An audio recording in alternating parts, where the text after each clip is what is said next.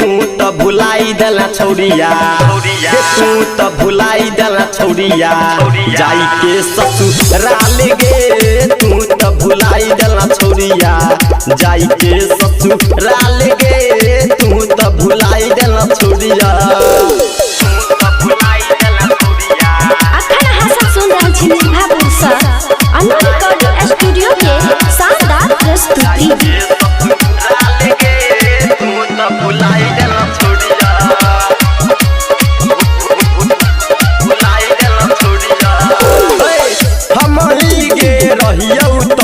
नैहर के यार गे कोना भुलाई गेलही बचपन के प्यार गे बचपन के प्यार गे हम ही गे रहियौ तोहर नैहर के यार गे कोना भुलाई गेलही बचपन के प्यार गे। सुन सुन गे छौरी पतर की सुन गे छौरी सबर की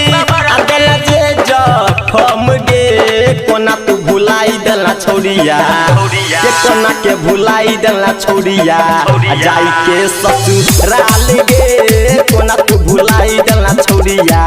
जाई के ससुराल गे कोना तू भुलाई देला छौरिया। अखन हासा सुन रहल छी निर्भापुर से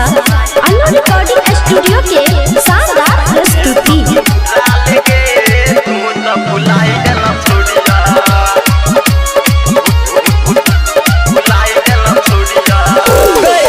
दीपू दीवाना के हाँ छलही तू जान गे भगे लौ शादी हमारा बन लेला आन गे छौरी सुन दीपू दीवाना के हाँ छलही तू जान गे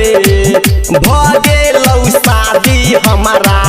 बन लेला आन गे। सुन सुन गे छौरी पतर की सुन गे छौरी सबर की